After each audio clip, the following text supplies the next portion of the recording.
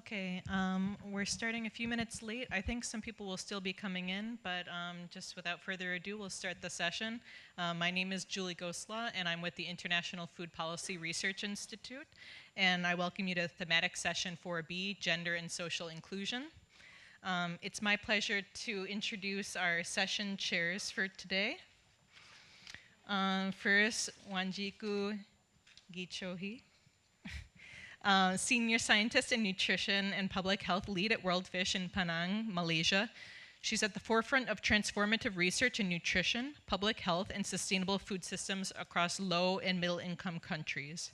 With extensive expertise spanning academia and the CGIAR, Dr. Gichohi drives impactful initiatives that leverages aquatic food systems to enhance global nutrition and health outcomes.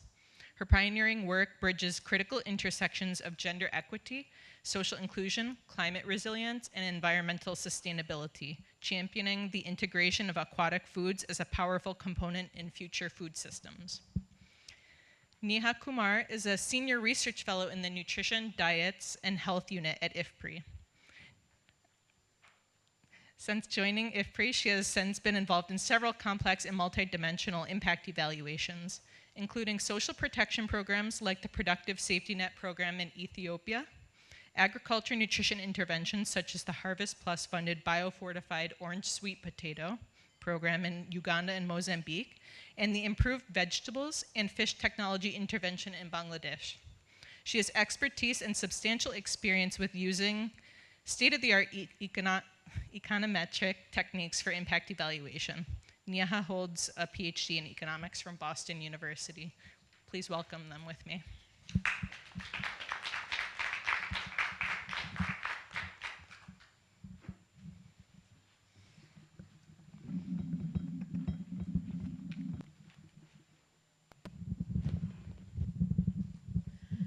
Good afternoon, everyone. Thanks for joining us. So the session is titled Gender and Social Inclusion. It's a cross-cutting theme, and it really reflects in the different topics that are being presented in the session today. So, it really exemplifies the true cross-cutting nature of the theme.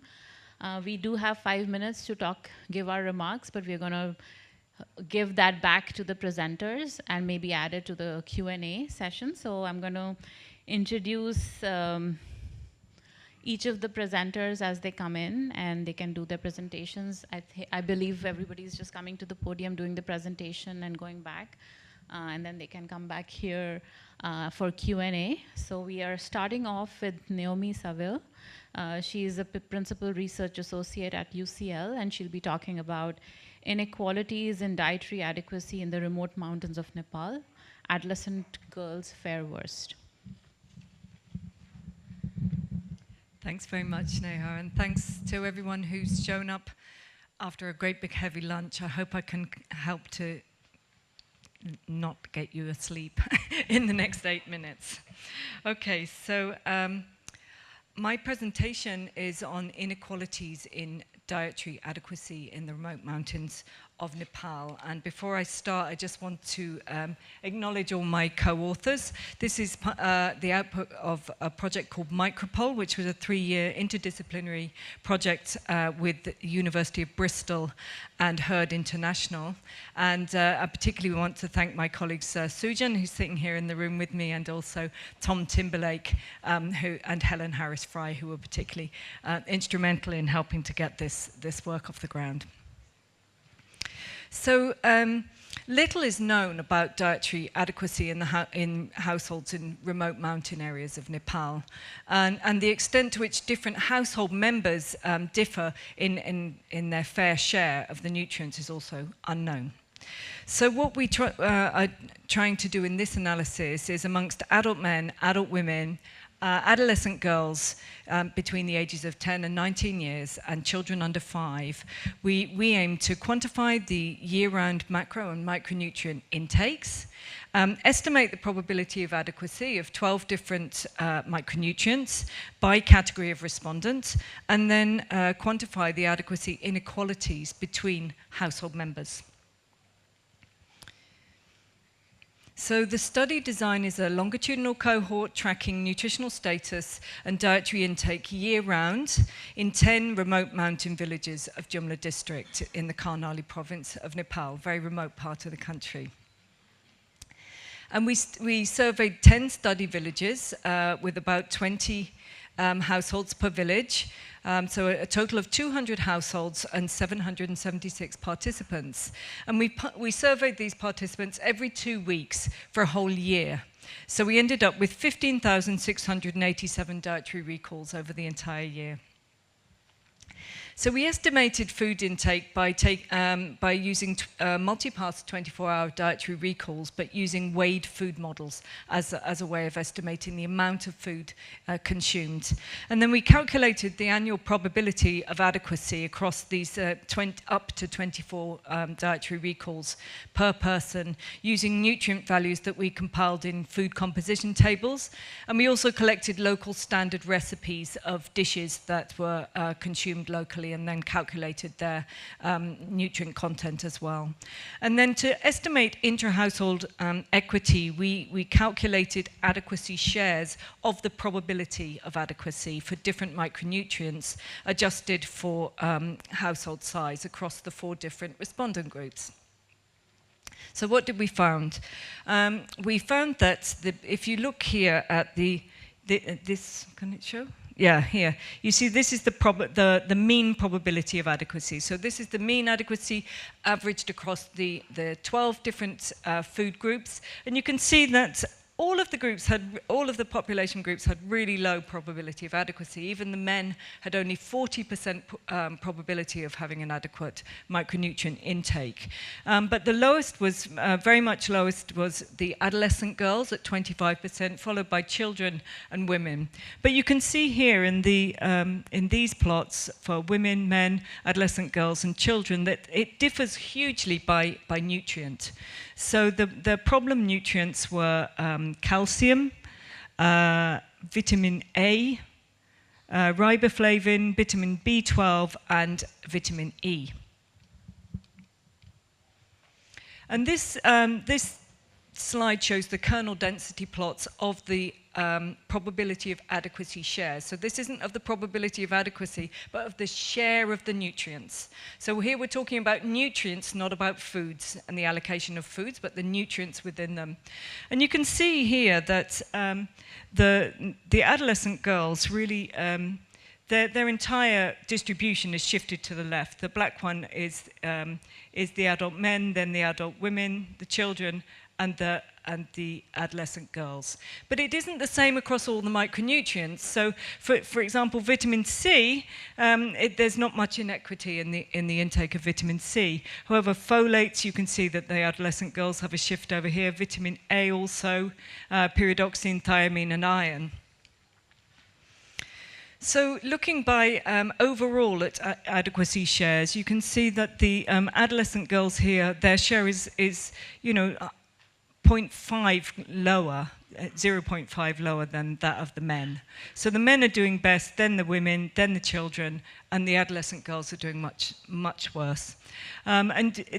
I've summarized it for the different micronutrients, and you can see that for amongst the B vitamins, the adolescent girls are doing the worst for all of them. But interestingly, the children have higher adequacy shares for riboflavin, pyridoxine, and I can't see that one over there, yeah, vitamin B12. And I haven't been able to do the analyses yet, but I think this is due to the distribution of a fortified blended food that was happening in the district. So you can kind of see the impact of fortification here, which I think is really interesting. Then moving on to the other micronutrients, you can see again that the adolescent girls are doing worst when it comes to calcium, riboflavin, iron, vitamins A, E, thiamine, pyridoxine, folate, and niacin. Whereas the children, you can see here that for zinc and for vitamin C, the children are doing worse. So, and the other thing of note is that the women, if you see most of the women, the bright blue, their adequacy shares are much lower than the men for many of the nutrients. So the implications of our study then, this extreme household, intra-household inequality in micronutrient intakes for adolescent girls and children relative to adults, especially relative to men, calls for gender transformative social and behavior change interventions and empowerment of women in Nepal. And to tackle this extreme dietary inadequacy, overall, we need to look at social protection, food fortification, and micronutrient supplementation, as well as food system interventions, because there's a big problem of seasonal lack of availability of fruits and vegetables in this region of Nepal. So future studies should be designing and testing these interventions, and we should be actually measuring these impacts intra-household to see the effects intra-household. Thank you very much for your time.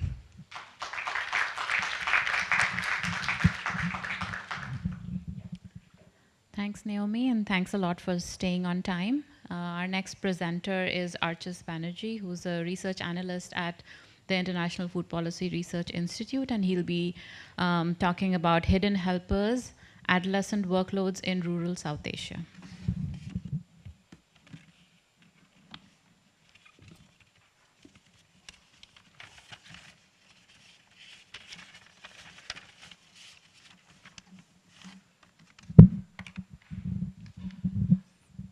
Thanks, Neha. Good afternoon, everyone. I'm Archis Banerjee, and today I'll present findings from our study, Adolescents Intra-Household Task Dynamics and Aspirations in Rural South Asia. This research focuses on understanding the intricate links between adolescents' tasks, household structures, and their career aspirations. Let's begin with some background and objectives. Adolescence, spanning ages 10 to 19, is a pivotal phase. It shapes health, behavior, and societal contributions, making it a critical time for investment with long-term benefits for both individuals and society. In South Asia, adolescents account for 20% of the population. They're integral to education, labor, and caregiving systems, yet often overlooked in policies. Key challenges include gender norms influencing roles, which in turn shape aspirations and opportunities, and task participation impacting food choices, and nutrition influencing adolescents' well-being and future potential. This study aims to understand how household structures like adult male presence shape gendered patterns in adolescents' household roles in rural South Asia, and investigate how task participation relates to aspirations for self and salaried employment. Next, let's discuss the data that serves as the foundation for our analysis. Our data comes from the TAPSA initiative, a comprehensive survey of 4,000 households across Bangladesh, India, and Nepal conducted in 2023. The dataset includes detailed modules on intra-household task allocation and adolescents' aspirations, enabling us to examine gender dynamics, household influences, and career aspirations. Next, let's explore how we analyzed adolescents' task participation. To analyze adolescents' task dynamics, we categorize tasks into 3 domains: agricultural tasks, food preparation, and maintenance and caregiving. For objective 1, we conducted subgroup analysis to examine how the presence or absence of adult males in households moderates adolescents' task participation patterns. Now, let's move to the regression model used to analyze the links between task dynamics and aspirations. Our regression model focuses on objective 2, linking task participation with adolescents' career aspirations. We used ordinal logistic regression to predict aspirations in 2 domains: self-employment and salaried employment. The predictors include participation in agricultural, food preparation, and caregiving tasks, and the presence of adult males in the households. We controlled for adolescent level factors, household characteristics, and community level variables. Country fixed effects were also included to capture regional differences. Now, let's dive into the findings, starting with gender task dynamics. In households without adult males, boys take on more agricultural and market roles, while girls intensify their caregiving, food preparation, and livestock responsibilities. This redistribution highlights how household composition amplifies pre-existing gender norms. With these dynamics in mind, let's focus on adolescents' aspirations. To measure aspirations, we assessed self-employment and salaried employment goals on a 3-point scale. 0, no aspirations in the domain. 1, aspires to achieve the goal. And 2, aspires with confidence in achieving the goal.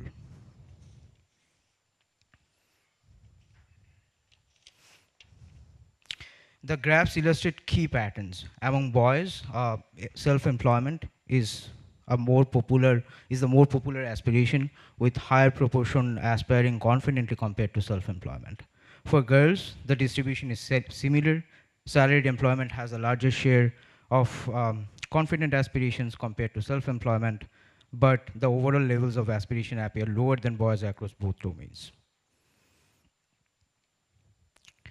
Next, let's examine the predictors shaping these aspirations. Our primary predictors of adolescents' aspirations are derived from their participation in 3 task domains.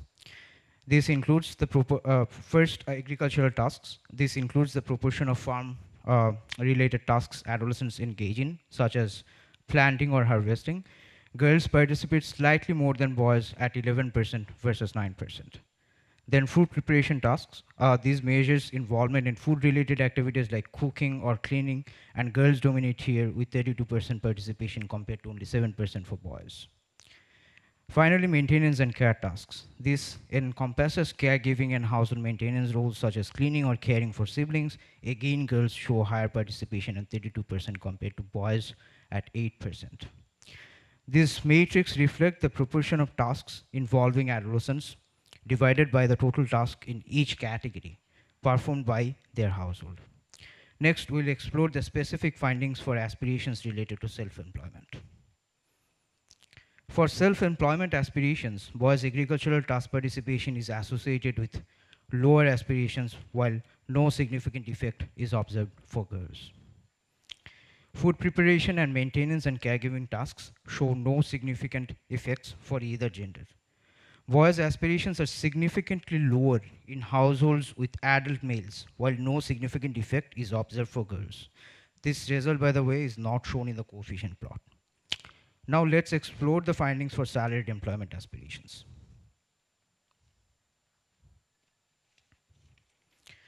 For salaried employment aspirations, boys' maintenance and caregiving tasks are positively associated with aspirations, while these tasks are linked to lower aspirations for girls.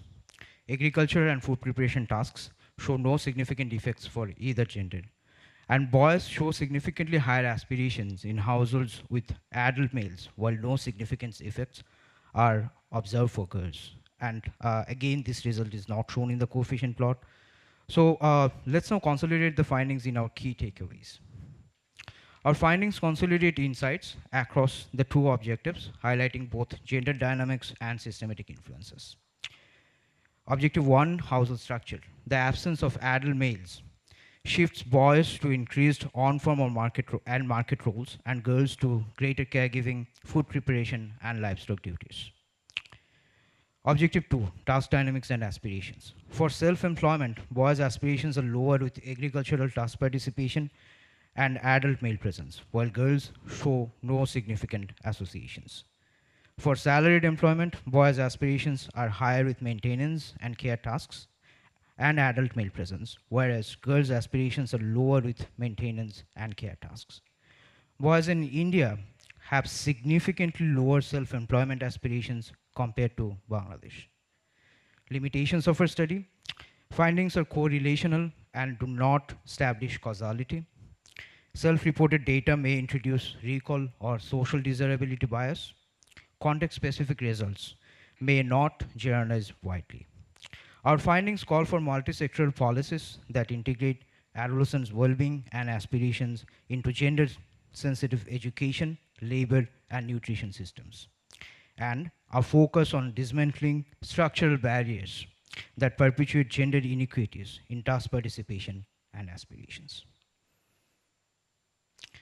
Thank you for your attention. I'm happy to take any questions during the Q&A session. Thanks. Thanks a lot, Archis. Our next presenter is Tanaya Datta Gupta. She's a postdoctoral fellow, social differentiation and climate change at International Livestock Research Institute, and she'll be talking about a qualitative inquiry of the effects of social protection and nutrition education on climate resilience of rural women and their households in southern Bangladesh.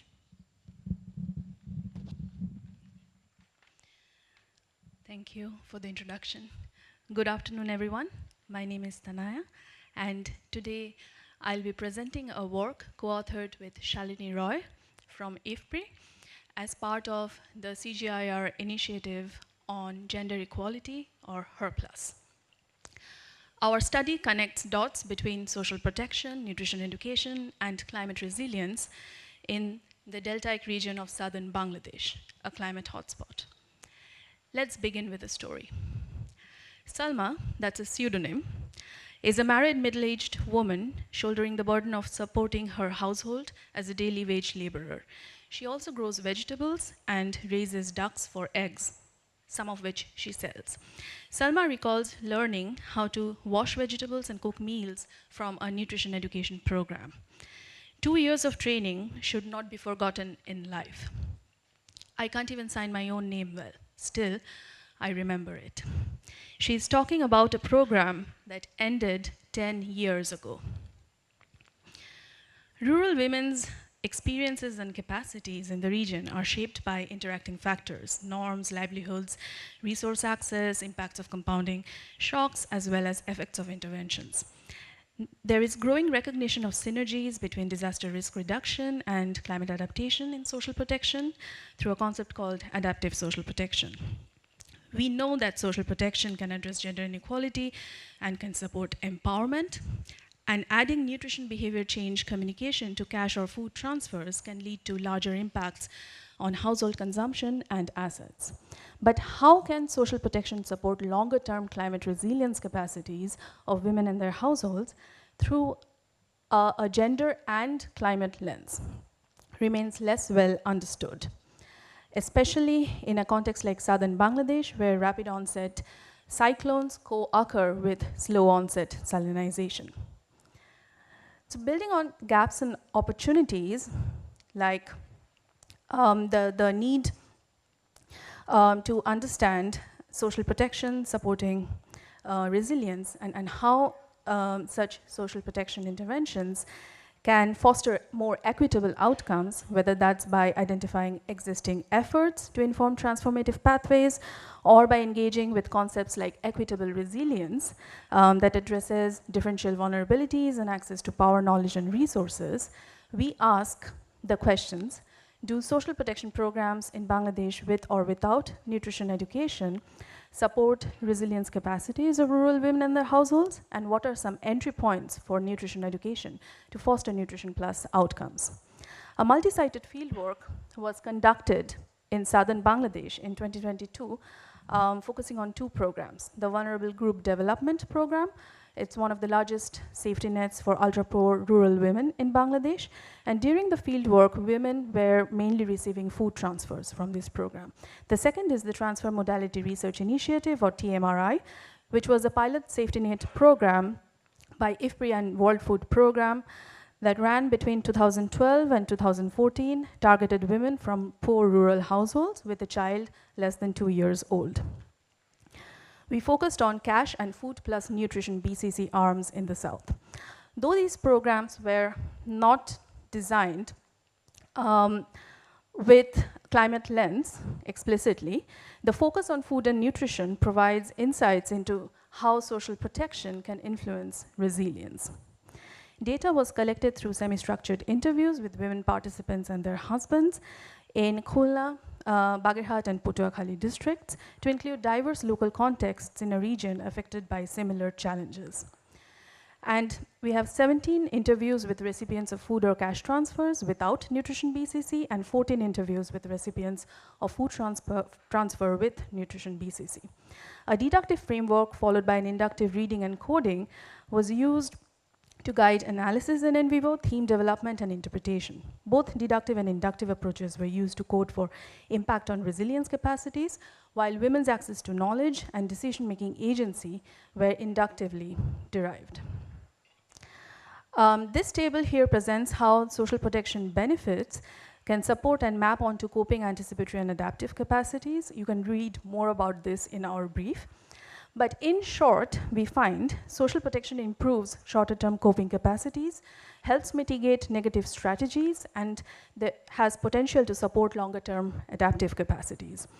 Benefits helped households manage shocks like cyclones, immediate food security reduced in the aftermath of cyclones, money saved from not having to buy food could be used to acquire assets like livestock. But more importantly, once the program ended, longer-term benefits from assets like land and livestock could not be sustained, and pathways were truncated.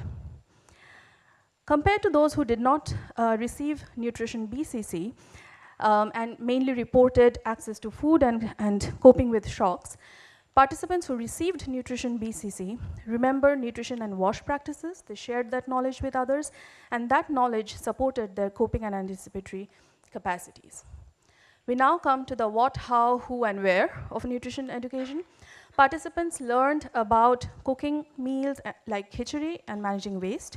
They also got practical advice. For instance, a husband shares that a man came and advised them to cultivate spinach.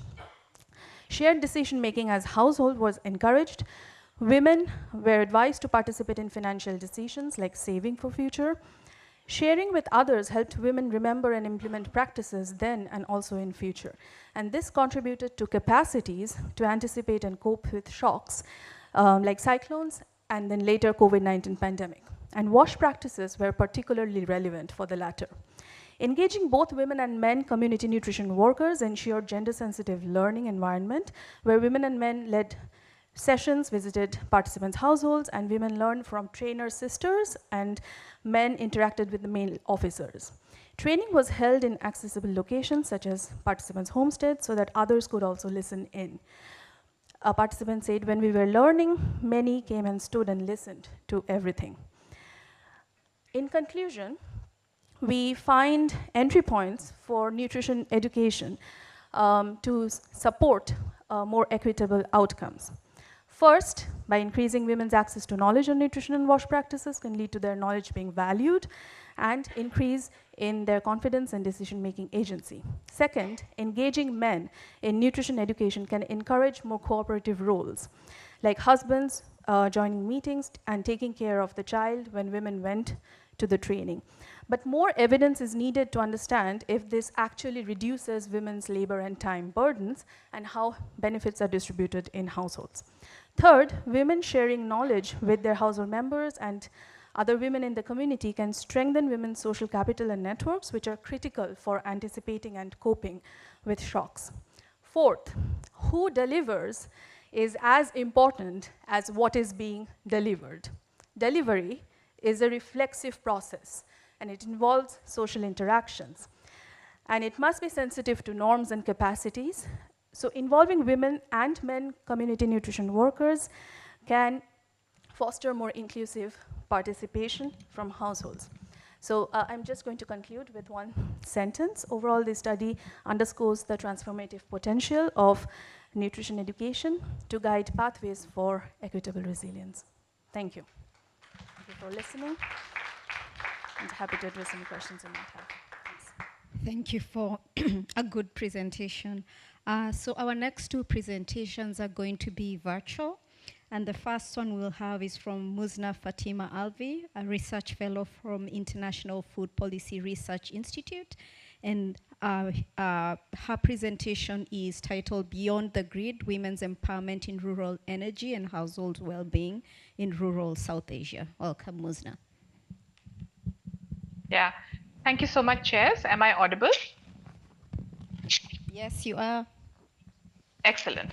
Okay, I'm sorry that I'm going to keep my camera off. I don't have any power, which is probably a great precursor to my talk on energy empowerment in South Asia. So I'm Musna Alvi. I'm a research fellow with the Natural Resources and Resilience Unit. And the work that I'm presenting is jointly done with my colleagues at IFPRI as part of the CGIAR initiative on Nexus Gain. So a bit of motivation. Women's energy access in rural areas we know is vital for empowerment, it's vital for economic development and for sustainability. And while we do recognize that it is important, the benefits of women's decision-making in energy remain understudied. And our paper tries to fix this. We are first trying to figure out how women empowerment in energy can be measured, and then how that measurement of women's empowerment in energy correlates with improved individual and household outcomes. And through this, we're trying to highlight the link between access, empowerment, and broader societal benefits. So what we're doing is we first try to construct a women's empowerment and energy score to measure women's agency and decision-making in energy-related choices. And then we're trying to explore how these measures of women's empowerment and energy are associated with improved individual outcomes for women, as well as overall household well-being using data from South Asia. So why are Musna, energy and health? I'm sorry to interrupt. We've written on the chat if you could kindly let us know when you're switching the slides. So we're still on introduction. I'm so sorry. Can you just let us know? Should we go to the next slide? Sorry. Yes, sorry. Okay, next and then slide, just say please, next slide, please. Thank you very Yeah. much. I will. Yes, I'm sorry. Thank you for the reminder. Yes, next slide, please.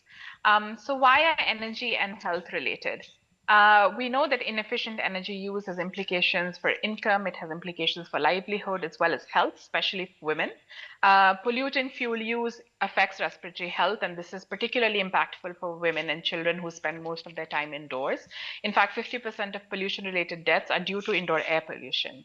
There is also this sort of inordinate time that is spent in collection of fuel and water, which obviously has implication for women's drudgery, but also the opportunity cost of time lost that could have been spent in productive activities or even leisure, which women don't have. As the climate crisis worsens, it will exacerbate threat to energy availability, and that has implications again for livelihood and health. On sort of the larger scale, polluting energy use on large scale is a climate hazard. And as crisis and instances of crisis deepen, we'll begin to experience, and we do experience in many areas, community level energy insufficiency, which affects the operation of vital services, particularly health facilities. So energy and health are are extremely linked. Next slide, please. So we develop a sort of crude energy empowerment framework, which covers 5 domains. And the energy empowerment score that we develop covers some of these aspects, the way the Women's Empowerment in Agriculture Index, on which our energy score is built up, cover some of these. We are not sort of aiming to be comprehensive, but we sort of wanted to start with a framework. So the first is the access, which is women's ability to obtain reliable, affordable, and clean energy sources and technologies. And here and sort of across all of these sort of measures, we look at both energy for productive use on and off farm, as well as energy for domestic use. Then there is a question of individual agency, which is whether women have the power to make choices about which sources of energy to use, how much to invest, and how to manage these sources, both within the household and outside.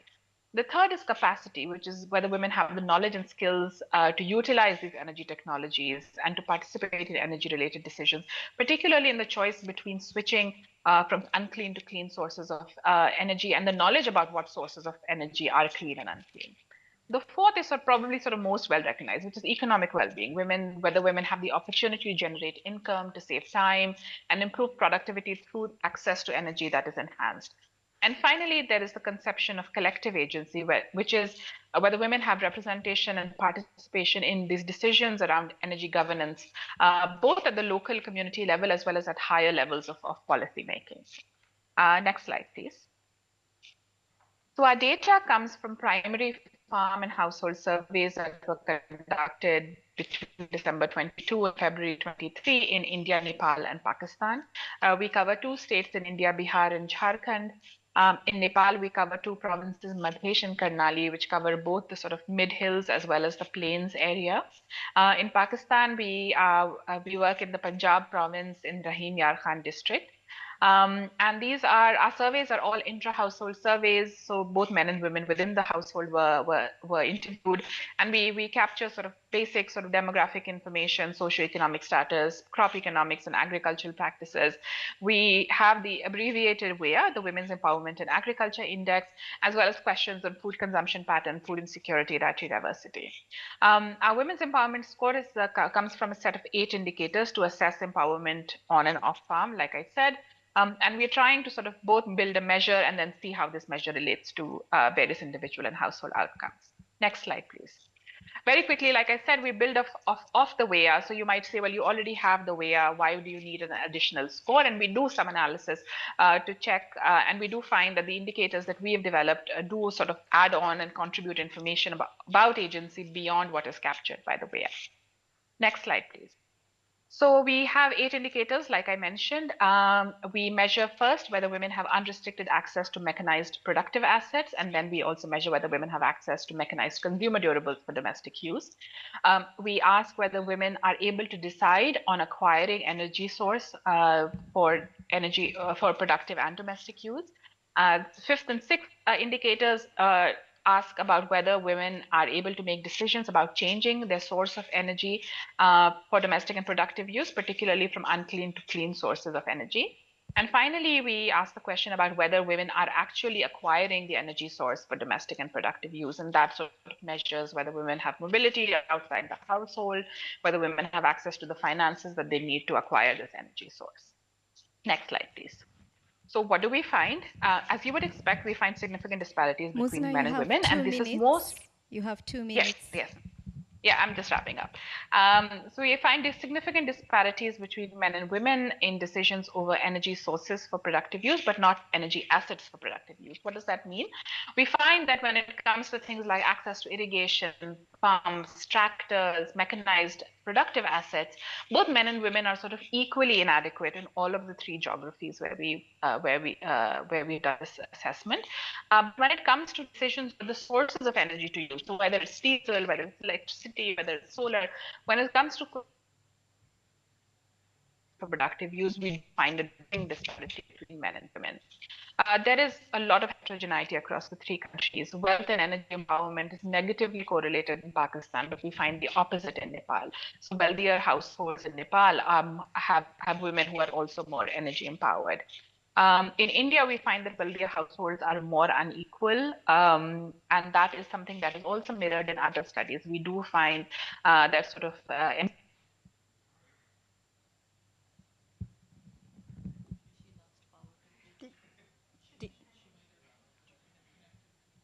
Can you? Okay. I'm sorry, I got disconnected for a bit. Am I back? Do we still have time for her? Hi, can you hear me? Okay, you have a few seconds, 40 seconds, so maybe to your final messages, yeah. Yes, very quickly, yes. We find that the relationship between energy empowerment and time poverty is ambiguous. So workload is positively associated with energy empowerment in India and Pakistan. That's the opposite in Nepal. And we find that energy empowerment is associated with lower food insecurity in Nepal and higher dietary diversity in Pakistan, but we don't find similar trends for India. Overall, I think, next slide, please, final slide. We are developing a metric to measure gendered energy-related agency.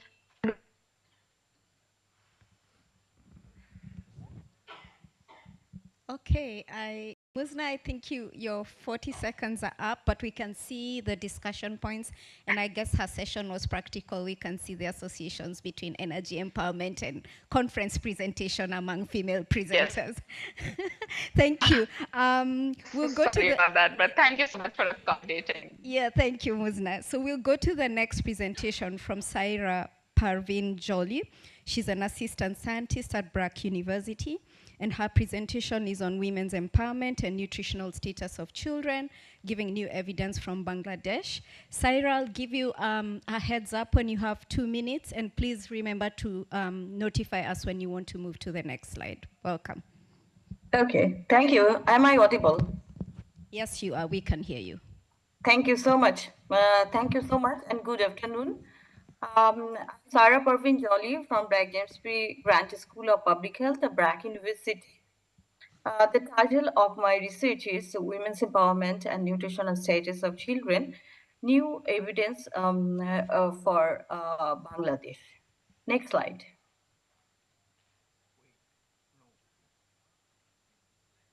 No, earlier slide.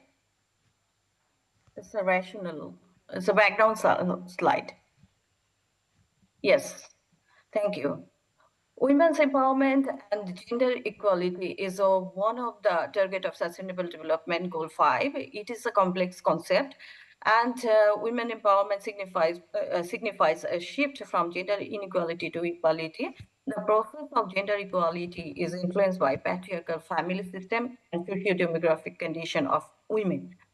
In the context of Bangladesh, women empowerment is significantly affected by cultural and traditional gender norms. Here, men dominate women through family, marriage, inheritance, and limiting their freedom of choice, decision-making power, and access to resources.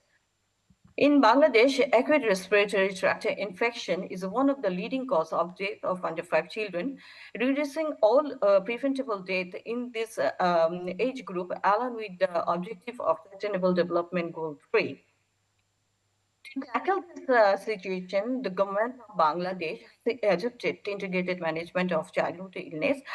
However, only 45% children who are suffering from ARI are receive appropriate healthcare services from medically trained providers. Moreover, women often had to seek permission from their husband to access to healthcare facility for treatment of ARI of their children. Evidence shows that women's autonomy of decision making can improve household food security, nutritional status, and access to healthcare, onset of ARI of under 5 children. Next slide, please. Women's empowerment has several domains. In the context of Bangladesh, there is limited evidence on which domain is the most effective and needs to be prioritized in policy implementation to improve nutritional status of under 5 children affected by acute respiratory tract infection. Next slide. This study examines aspects of women empowerment related to nutritional status of under 5 children in Bangladesh, including their age-appropriate diet intake and access to healthcare during acute respiratory tract infection. Next slide, please. Next slide. We did a secondary data analysis by pooling 3 years of data from Bangladesh Demographic Health Survey 2011, 2014, and 2017-18. Married women with the age of 15 to 49 years living with their husband and had at least one child were included for this analysis. Next.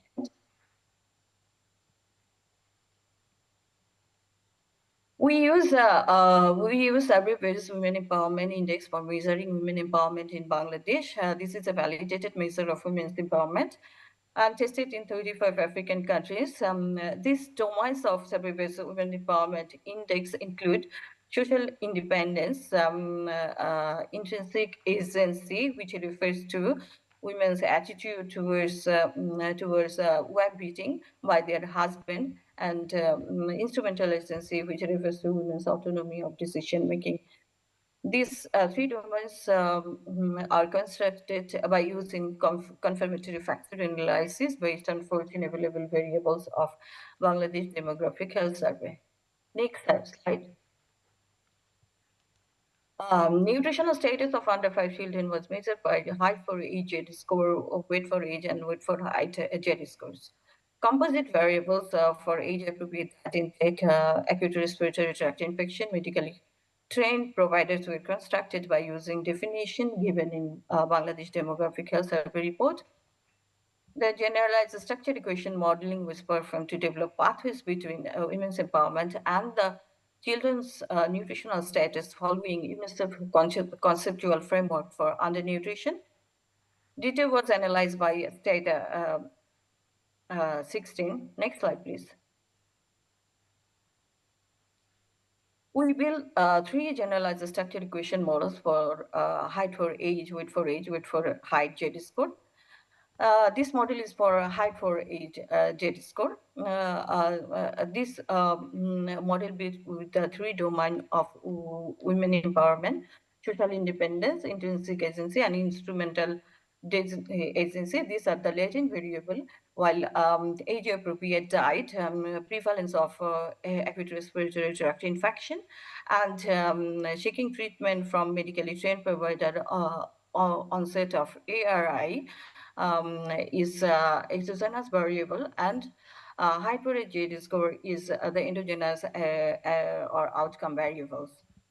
The effect of latent and exogenous variable are shown as a coefficient and 95% confidence interval.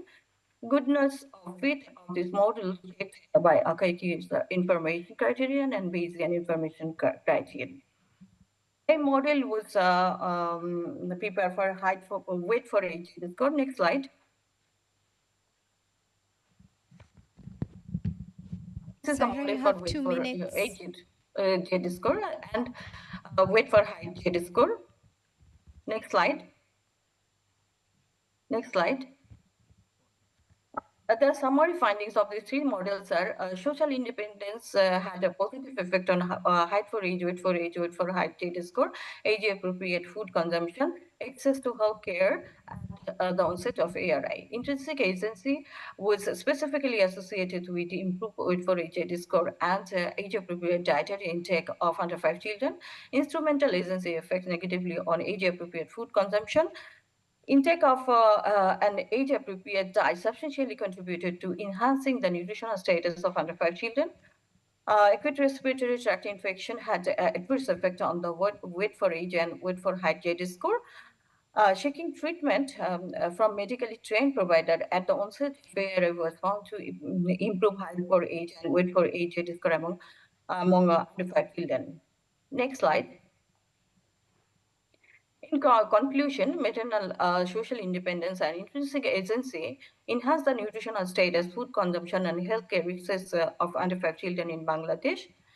Therefore, it is urgent to scale up intervention that focus on these two domains of women empowerment for achieving better nutritional stages of under 5 children in Bangladesh and similar context. Next slide, please. I acknowledge all the authors of this study, especially Dr. Robert Linsing, Professor, University of Groningen, the Netherlands. Next slide. Thank you so much for your patient sharing. Thanks. Okay.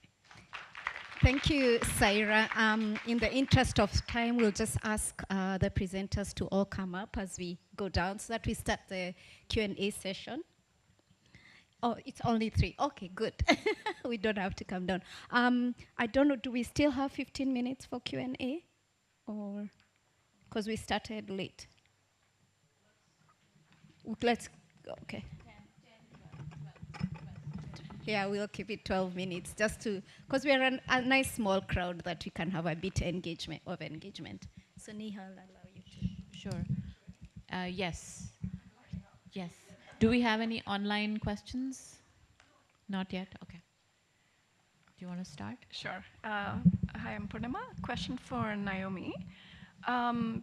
So how much of the discrepancy within the households that you see for the adolescent girls are coming from the increased requirements of adolescent girls in that period versus what might be active, potentially active discrimination that is more socially oriented? You might well have a situation where people are actually giving their girls the same amounts of food that they give, but in fact, because your nutrient requirements are that much higher, your adequacy discrepancy shows up because of requirements and not because of practice.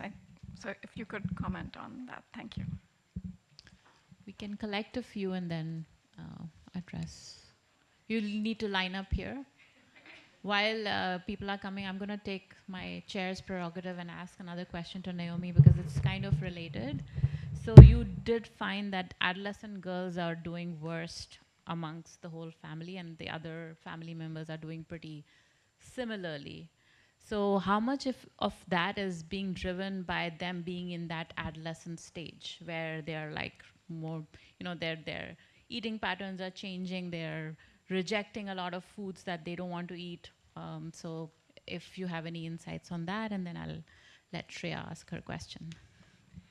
I want to ask a question for Archish's presentation, because I think this connection between task and aspiration is very interesting, but I think it's also a very complex pathway linking the two. So I was wondering if you've actually sort of thought of navigating that pathway, that what exactly it is that is the intermediate reasons that is causing that, for instance. So education, for instance, is a very major thing, and I was wondering if you've considered that within your analysis, if that is one of the intervening pathway.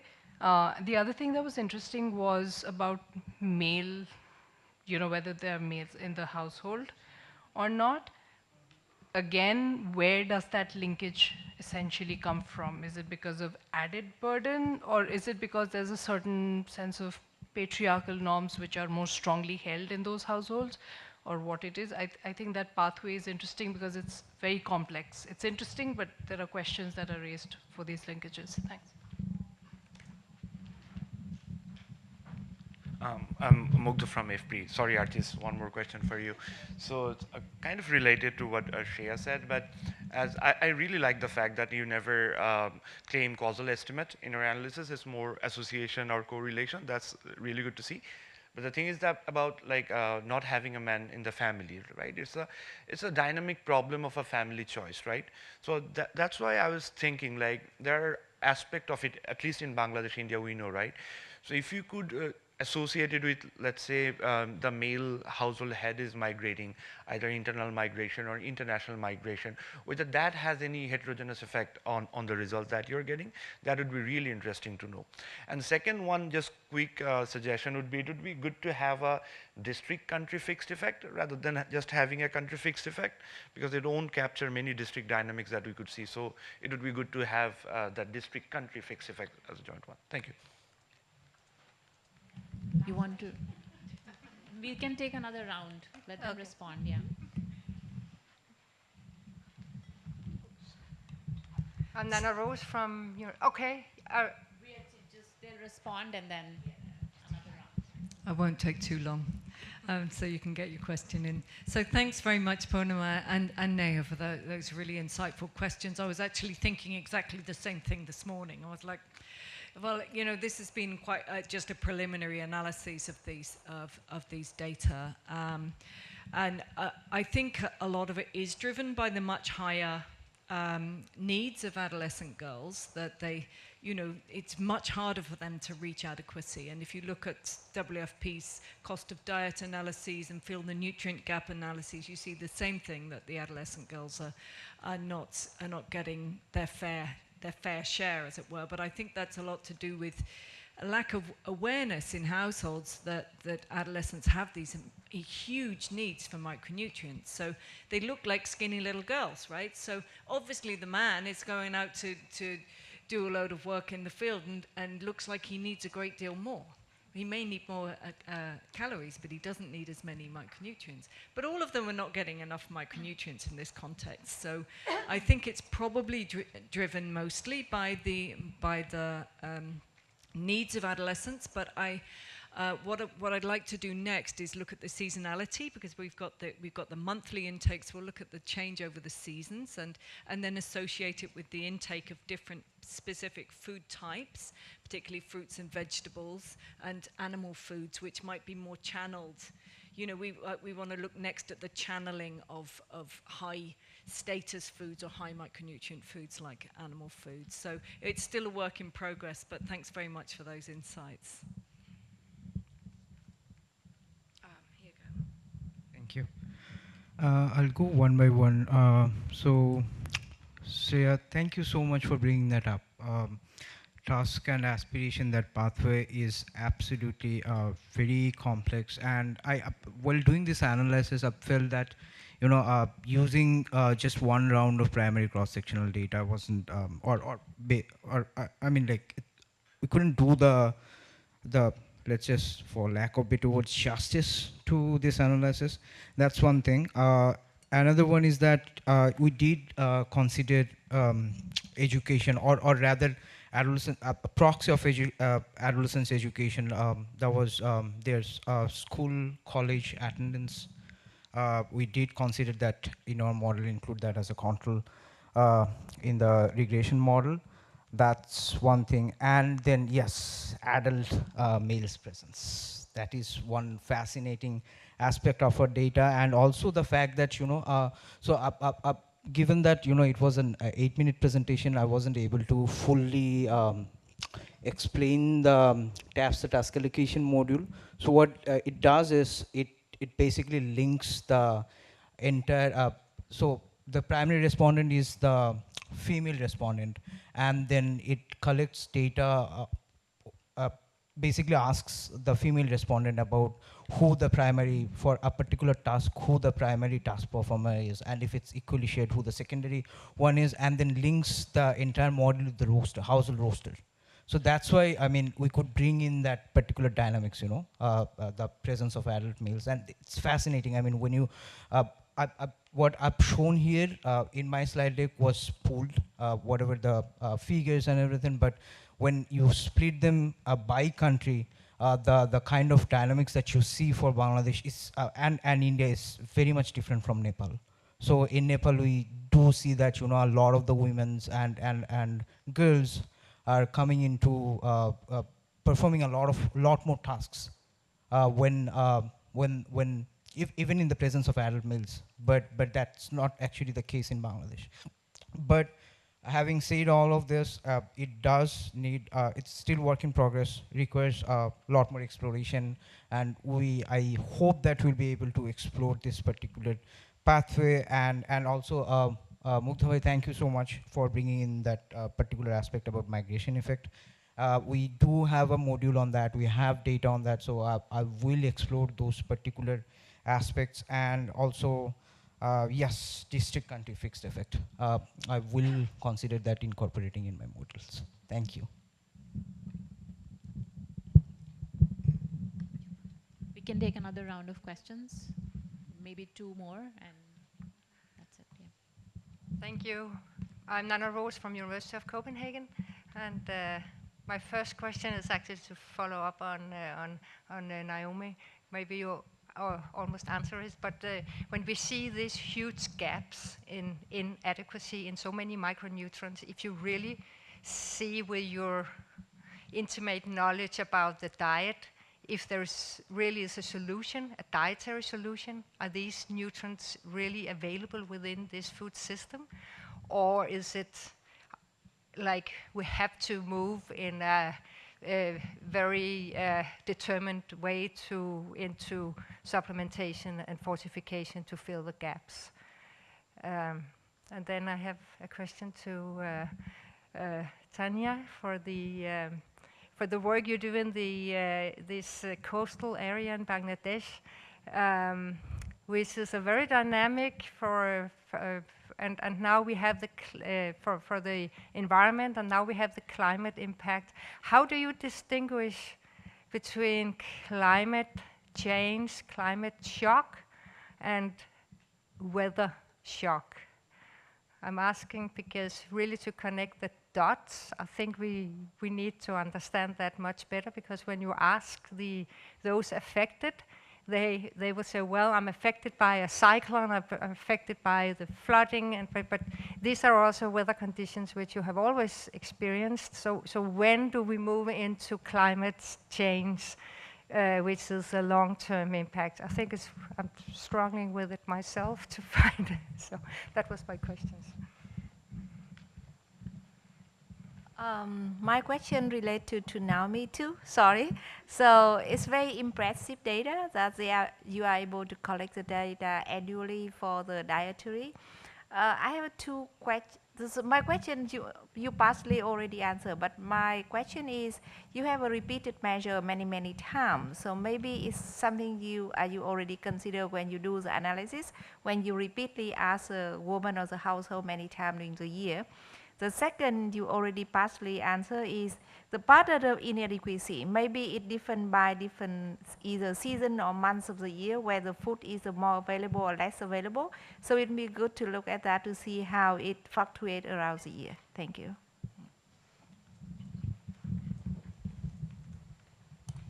Thanks so much for the questions. Yeah, so the question on the food system is a really interesting one, and as it stands, I think that the food system within the district of Jumla can't support an adequate diet for this population, because we have these, over the winter, probably 5 to 6 months where there's almost no vegetable production at all.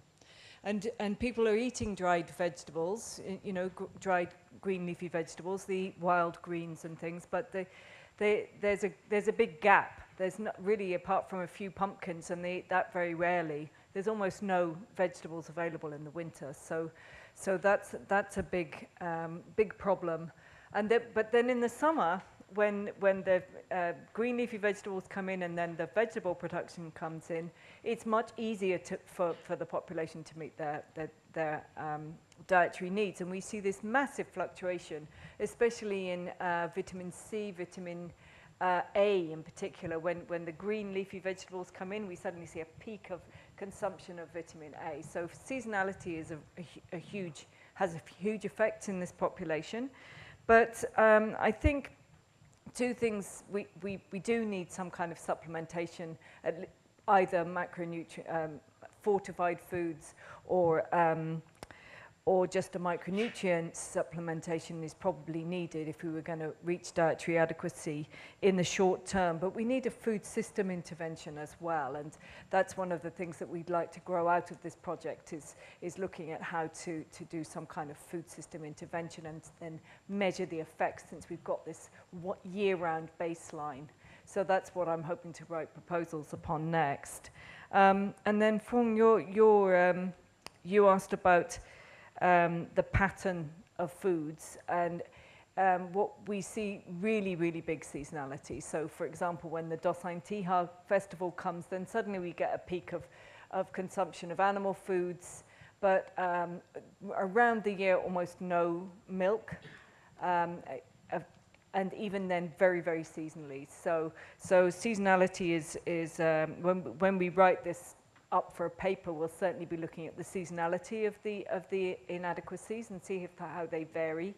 And as I already said, we'll look by different food types also to look at what's driving this inequality, which foods we might be able to change in the diet or boost in the diet to actually increase the adequacy.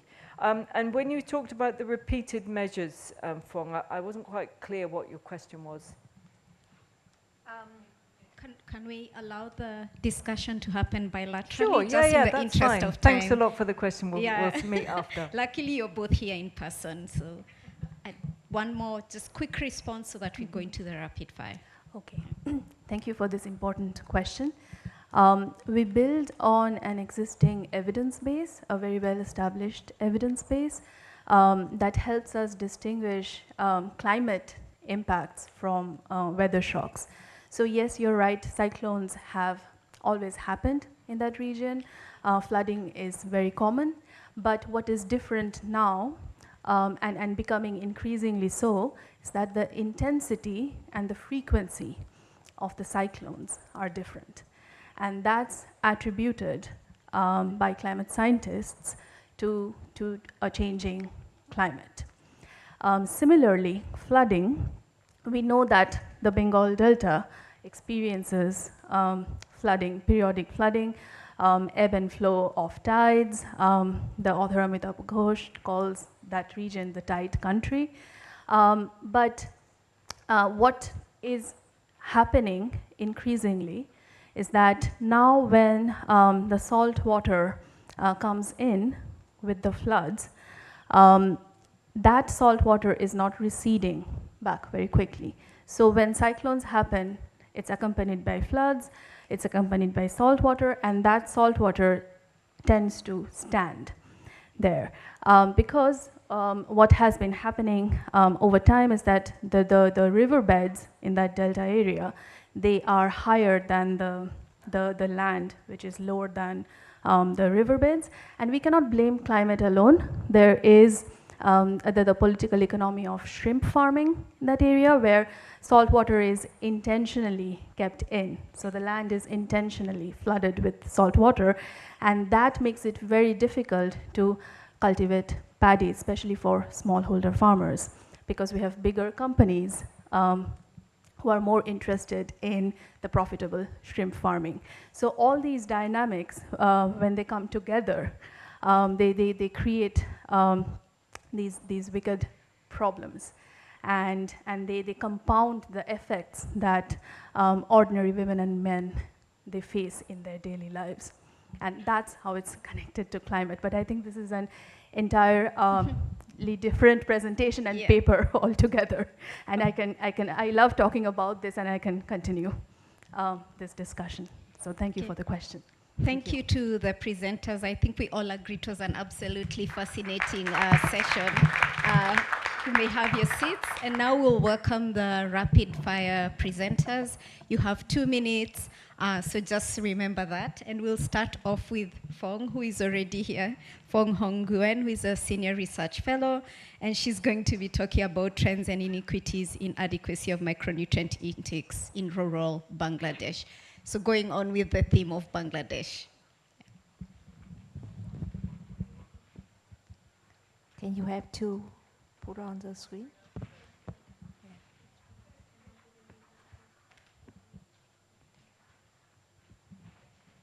Okay, so on behalf of the team, I would like to talk some about the micronutrient intake in Bangladesh. So as we may all know that South Asia bears the highest burden of micronutrient deficiency, with about half of children and 2/3 of women have deficiency in at least one of micronutrient, either iron or zinc or vitamin A. And Bangladesh, the same as other South Asia countries, also bears a high burden, but very little data existed on the dietary intake of the household and the different members in the household. In this study, we use the Bangladesh Integrated Household Survey, the panel data in 2 rounds, 2011 and 2018, to assess the inadequacy in micronutrient intake and also the inequality in intake in different members of household by sex, by gender, and by expenditure. We found that over the year, if you can see in the first figure, that micronutrient intake, the adequacy is very low, less than 0.4 for almost every nutrient, except for niacin. And over the year, it didn't change much, except for vitamin A, it increased a bit, and iron very little increase, but some other micronutrient, it even reduced smallly. If we look at the last column, MPA, that means mean probability adequacy is only 0.3. So similar like the study that Naomi present in Nepal, is very low. And it not change over time. And we see that it even lower among the poor household, we see Q1 compared to the richer household. And on the right figure, we see that the inequity may still exist for different members of the household, different age group. So basically, we conclude that the adequacy of micronutrient intake are very low, and inequity exists for different segments of the society. It affects more for the women, for the poor, and for the children. So we recommend a comprehensive approach to address the issue. Thank you. Thank you, Fong. Right on time. So next we shall have Jasmine Maring May. She's a health systems and policy research specialist at International AIDS Vaccine Initiative, and she'll be talking on participation of women in delivering health and nutrition outcomes, evidence from a qualitative study in Andhra Pradesh, India. Yeah, good afternoon, everyone. So in a lot of our discussions, we keep hearing about how, the pathway of how women are key in delivering nutrition and health outcomes. Yeah, so basically our study basically examines how women-led self-help groups in the state of Andhra Pradesh have impacted on reduction of childhood stunting. So I will not talk about the method, but directly go towards the pathway that you see right there. So if you see women's self-help groups in the state of Andhra Pradesh, they are divided into 3 sectors. That is from the self-help groups at the village level, which then forms the village organization. Then we have the cluster federations. A lot of these women SHGs are involved in a lot of developmental as well as governmental program implementation, and they are very much involved in 5 critical service delivery that you see is the financial services, then we have the food security related services, health, wash, and right pathways. And all of these inputs through their service delivery have helped them in the process of acquiring credit, as well as involvement in agricultural production, awareness and knowledge of health-related services, or more about sanitation and hygiene interventions, as well as interaction with service providers, and have also helped them to generate demand, basically. All of those them, if you have seen the process, have kind of accumulated and resulted in the output of increased household income. We have better consumption smoothing, then we have better food production, behavioral change, better access to healthcare, better behavioral change, better toilet construction, and use of services, and better quality of services. All of these things have kind of accumulated collectively to build a more comprehensive social capital, as well as the whole act of acting together have empowered women, and we can see the outcome in terms of better self-perception, decision making in family decision, as well. Yeah, we can see improvement in childhood stunting, decrease in MMR, IMR, as well as under 5 mortality rate. Thank you. Thanks a lot. Our next 2 rapid fire presentations are going to be virtual. So the first one is Sneha Vaidya, who's a research assistant at Institute of Integrated Development Studies, and she'll be talking about gender dynamics in nutrition, exploring household preferences for staple foods and healthy diets in relation to market access in western parts of Nepal. Over to you, Sneha.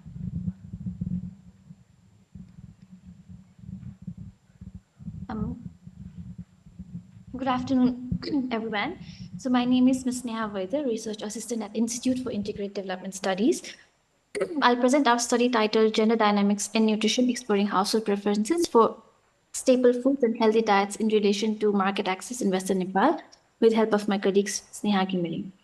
Our study, conducted across 9 districts within the Feed the Future zone of influence supported by USAID, highlights changes in food consumption with a rising preference for rice, wheat, and processed foods. We examined how consumption patterns varied between male and female headed households in rural western part of Nepal. After serving over 812 heads of households, we assessed preferences for staple grains, rice, maize, and wheat, and their market access. Women-headed households faced greater food insecurity with significant shortages in maize, 64.1%, and wheat, 57.7%, while rice shortages were just 2.6%. Local markets were the most relied upon 352 households, while city and farm gate markets combinations served only very few. Now moving on to the migration, male and female migration rates to India were similar, but males had higher migration to other destinations. Gender differences also affected income and education, with self-employment lower among females and wage disparities were evident. Male-headed households received more remittances and had higher education levels, although male illiteracy was also higher. Now coming to the policy recommendations from our side, number 1, expand women's access to education for better income generation. Number 2, support migrant workers to strengthen family livelihoods. And number 3, promote income diversification beyond agriculture for resilience, particularly for women-headed households.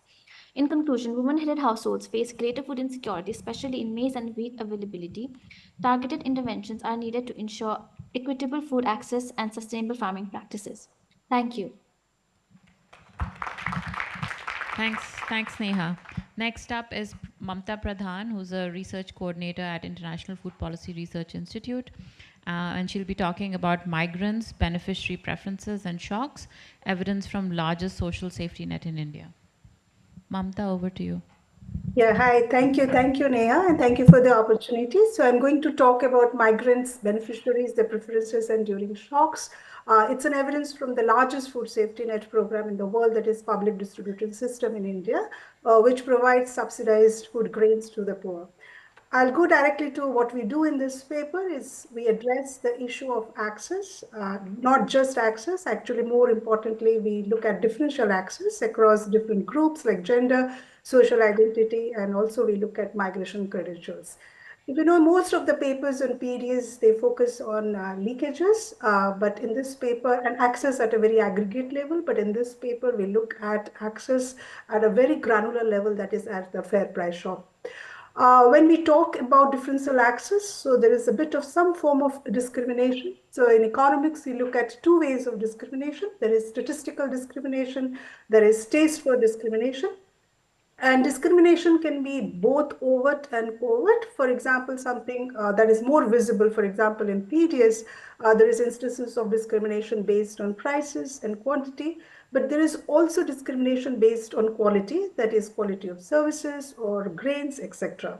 So this is based on 2 rounds of primary survey. We looked at both pre and post National Food Security Act. That's the big policy change that happened in PDS. We wanted to see if there was a difference in terms of differential access. While our focus is on different characteristics that really relates to differential access, but more importantly for this part of the work, we focus on migration. Migration, as you know, is also related to gender, because migration for the sample that we are looking at in Bihar, Eastern UP and Orissa, there is a lot of migration which leads to female-headed households. And we wanted to see what are those institutional changes, those innovations that could really work in mitigating this differential access. And we pick on one. It's quite a small change, but it's a very first order change that is looking at the outcomes for migrants and the beneficiaries, which is about one nation, one ration card, where the ration cards are made both portable as well as visible. So, Okay. you know, migrants can use it. Mama Tayo, time is up. Sorry. Yeah. Okay. Just maybe one sentence to finalize. Okay, I think go to the second slide. So you see that your migration is a first order issue. So there is both interstate and intrastate migration. So our empirical findings show that once we do ONAC, there is a lot of preference for ONAC because it tilts the bargaining power in favor of the beneficiaries. I'll stop here. Thank you. Thank you. Thank you very much. And we are a bit over time, but I want to thank all the presenters. I think we had a fascinating session looking at different areas where inequities exist. We started off with adolescents, went to children under 5, and also talked about women, but also talking, for me, what was fascinating was talking about the role of men. That came up quite a bit in the presentations, and I think for us in nutrition and gender and social inclusion, thinking about the role of men and social norms and their involvement is important.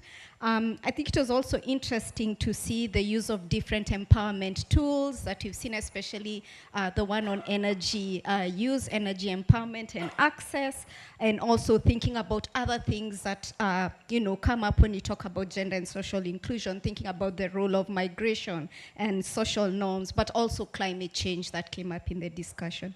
And most importantly, I think what came up in the implications as a summary is that whatever interventions we propose, whether they're social protection programs or fortification of food systems actions, they have to take into consideration the specific gender inequities that exist in the locations that we're talking about or the geographies we're talking about. So thank you very much to everyone who came. The presenters are here. Please continue to interact with your questions and queries and all. Thank you. Thank you very much, and thank you very much to our session chairs as well. Starting at 3 o'clock sharp, we're going to have 3 parallel learning labs. There's one in this room, Unlocking Opportunities for Policy Wins, organized by World Bank. We also have one on qualitative data handling in nutrition research, as well as what it takes to accelerate anemia reduction in South Asia. So same program as yesterday.